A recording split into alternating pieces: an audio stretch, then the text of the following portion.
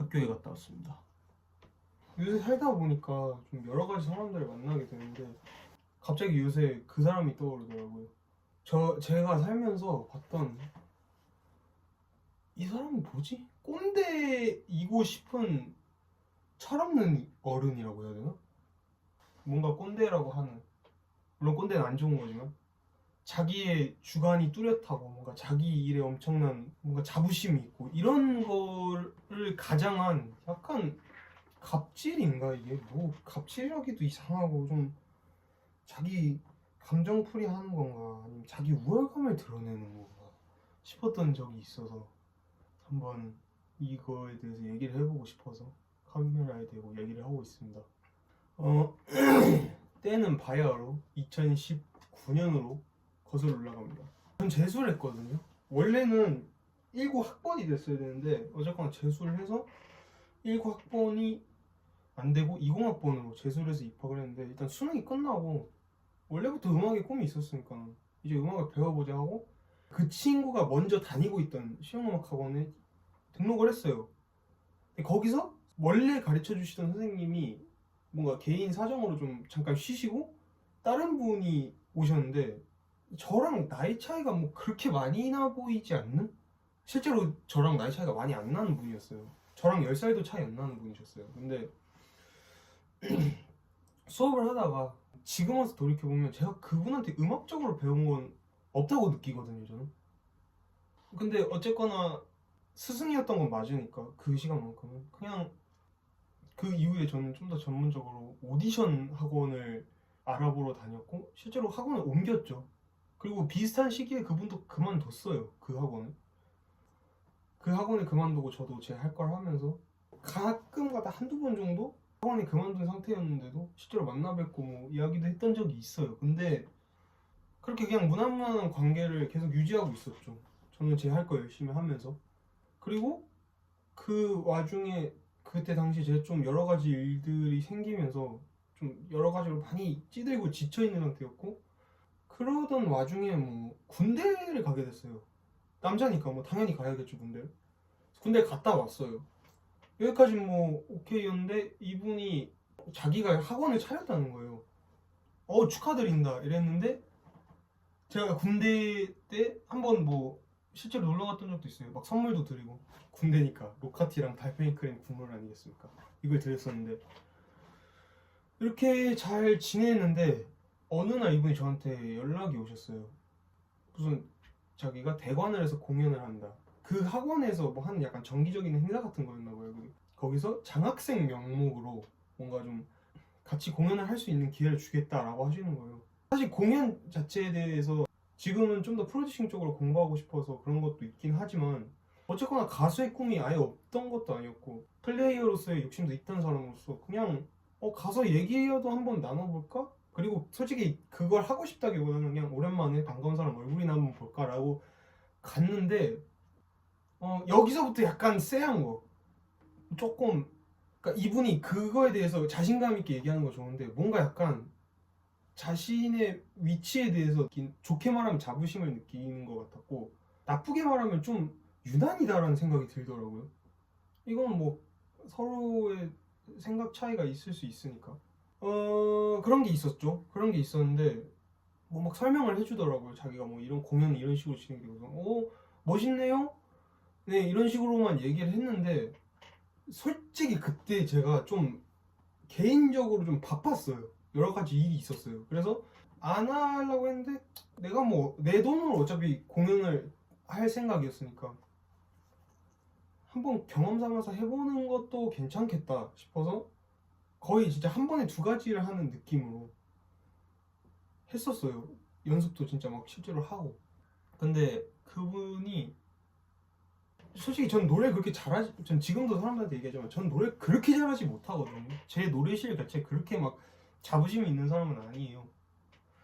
근데 공연을 일단 연습을 하고 있는 상황에서 뭔가 좀 이상한 거예요. 이분이 점점 그 이후에 아마 연말이었던 걸로 기억을 하는데 이분이 뭔가 그런 뭐라 해야 되지? 자기가 약간 아까 말씀드렸던 처음에 말씀드렸던 꼰대 같은 말투라고 해야 되나?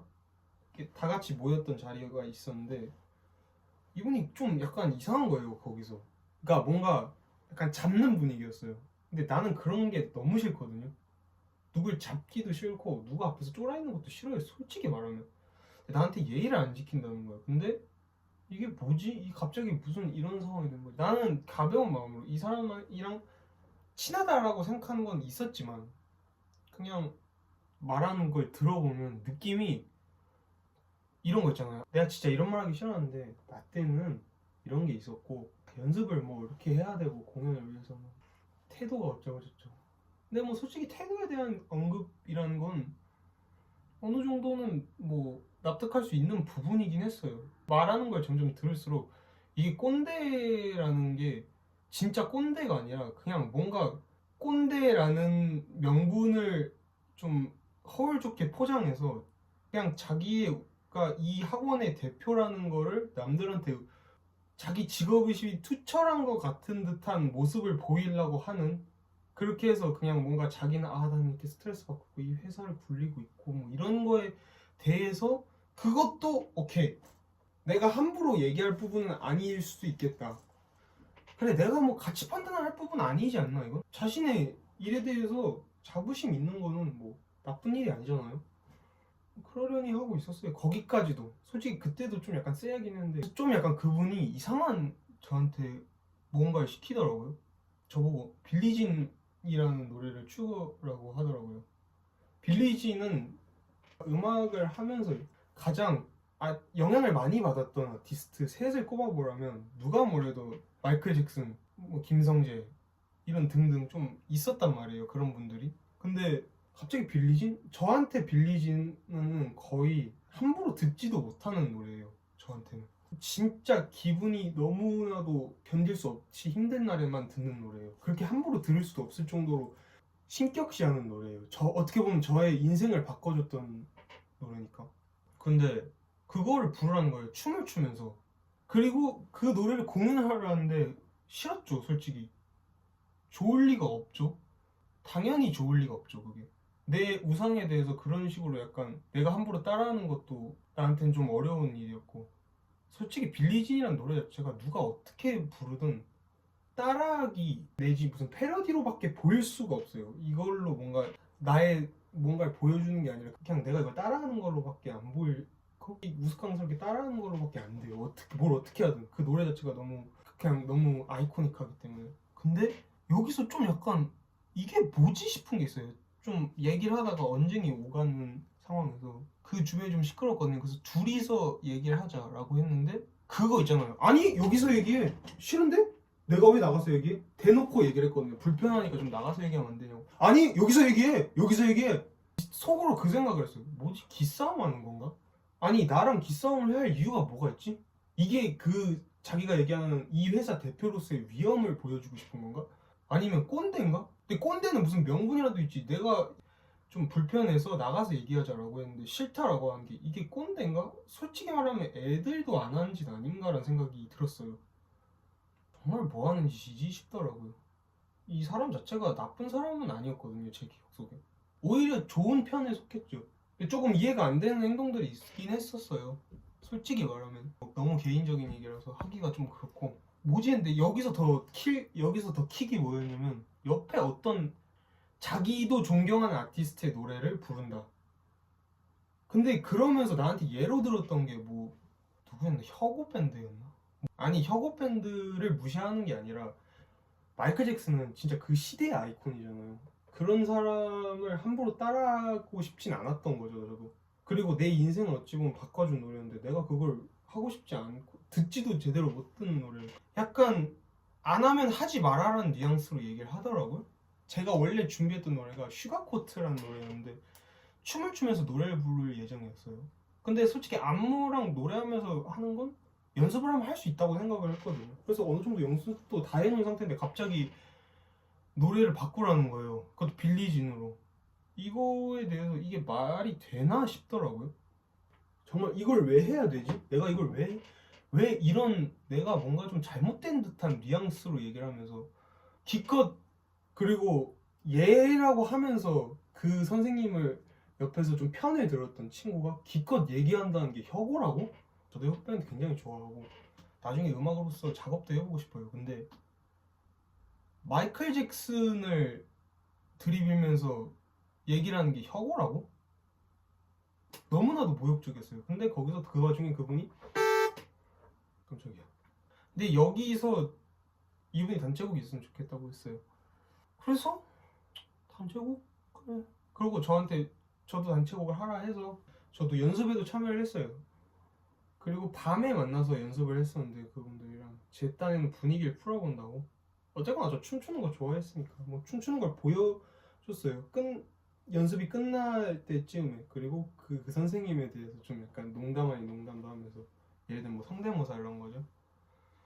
그리고 약간 애둘러서 이 선생님에 대한 이런 불만을 표현하기도 했어요. 그분들한테 솔직히 좀 대놓고 얘기한 것도 있었어요. 그것 잘한 건 아니야 사실. 어떻게 보면 뒷담화였으니까. 근데 이분은 어느 정도 자기에 대해서 이미 말씀드렸잖아요. 그런 이상한 뭔가 자부심에 꽉 차 있던 분이라고.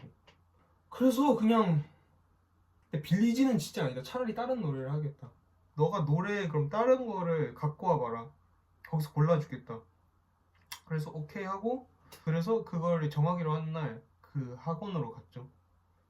학원으로 갔는데 그때 좀 가는 도중에 택시를 타고 가는데 택시 아저씨가 길을 잘못 들으셔서 늦었어요. 그래서 제가 가자마자 죄송합니다 아저씨가 길을 잘못 들었어요. 근데 앞에 죄송하다는 쏙 빼먹고 왜 죄송하다고 안 하고 택시 늦은 것만 얘기를 하냐라는 거예요. 노래를 갖고 오라 했잖아요. 리스트를 보여주는데 갑자기 저한테 나 자기 기분 안 좋으니까 지금 못 골라줄 것 같다. 그러니까 너가 옆에 가서 알아서 연습을 하든가 해라.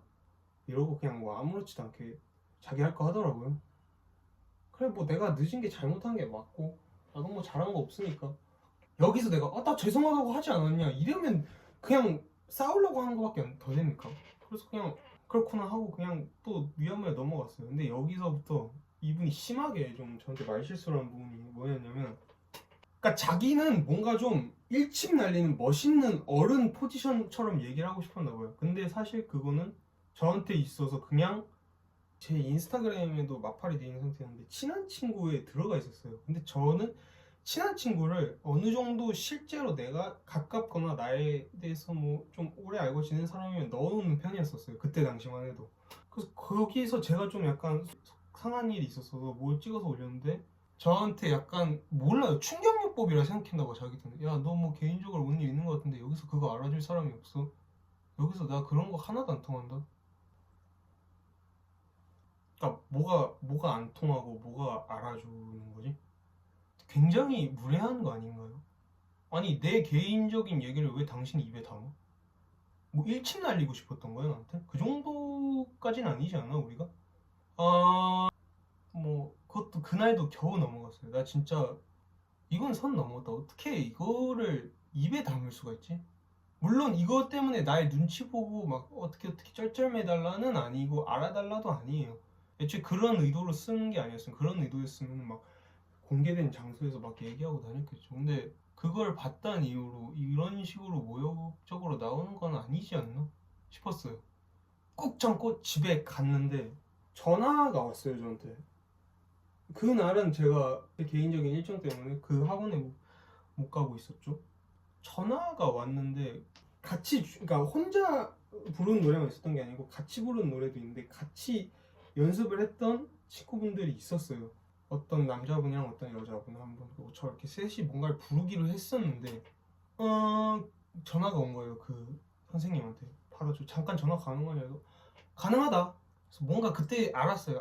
나 여기서 내가 그만둔다고 하든 그 사람이 그만하라고 하든 어쨌거나 난 이 공연에 참여 안 할 것 같다. 갑자기 이분이 그러는 거야. 너 맨날 연습 때마다 늦고, 연습을 많이 하진 않았을 뿐더러 늦긴 했죠. 근데 뭐 내가 뭐 1시간 2시간 늦었나? 많이 늦어야 10분 15분 늦었고, 뭐 늦은 거 자체가 뭐 괜찮다는 게 아니에요. 근데 그때 제가 분명히 양해를 구했거든요. 나 내 개인 일정 때문에 조금 늦을 수도 있고 이거 양해를 해달라. 이미 얘기가 된 부분이었습니다. 이분들이 거기에 대해서 불만이 있었다면 나한테 얘기를 했어야죠. 얼굴에다 대고 얘기하는 건 어려울 수 있죠 충분히. 근데 말하는 것만 들어보면 내가 뭐 한 3시간 4시간씩 늦었어. 막 몇 시간씩 늦은 거야. 10분 15분 늦은 거. 그리고 그거 내가 일부러 늦은 것도 아니야. 내 일정이 있었다고. 그래서 계속 사과를 했어요, 올 때마다. 이게 사람이 모르겠어요. 듣고 싶은 것만 듣는 건지 아니면 듣고 싶은 대로만 듣는 건지 내가 진짜 안 한 건지. 그래놓고서 막 또 여러 가지 얘기를 꺼내더라고요. 빌리지인에 대해서, 빌리지인을 안 한 거에 대해서. 뭐, 난 이 회사의 대표로서 너한테 그걸 얘기할 수, 나는 이 회사의 대표로서 이 공연의 뭐 책임자로서 뭐 이걸 너한테 시킬 수 있는 권리가 있고. 너무 거창하잖아. 그냥 할 거면 하고 말 건 말아라 이거 아니에요. 빌리진 부를 거면 하고 아니면 하지 말아라를 거창하게 돌려서 얘기한 거잖아요. 뭐 대표고 뭐고야 있어. 그냥 이거잖아. 그냥 이거 이 이상으로 얘기를 할 수. 그래놓고서 갑자기 막 내가 너 뒷담화했다. 그래, 당신에 대해서 당신이 없을 때 얘기를 하긴 했죠. 근데 그게 뒷담화였냐고. 내가 미안해, 뒷담화가 아니야. 그냥 당신한테 불만을 표시한 거야. 그리고 나한테 빌리진을 추라고 했는데 내가 그걸 거절했다. 그래서 뭐 계속 고집을 부린다, 안 한다고. 생각을 해보면 우리 주변에 꽤 그런 사람들 많지 않아요? 거절이랑 고집이랑 헷갈리는 사람들이 많아요. 어떤 사람이 뭔가에 대해서 얘기를 했어요. 거기에 대해서 완곡하게 거절을 했어요, 그 사람이. 근데 그걸 똑같이 물어봐. 그럼 어떻게 하겠어요? 똑같이 거절하겠죠. 근데 그게 왜 고집이죠? 그건 고집이 아니에요. 그냥 거절한 걸 여러 번 확인하는 거야.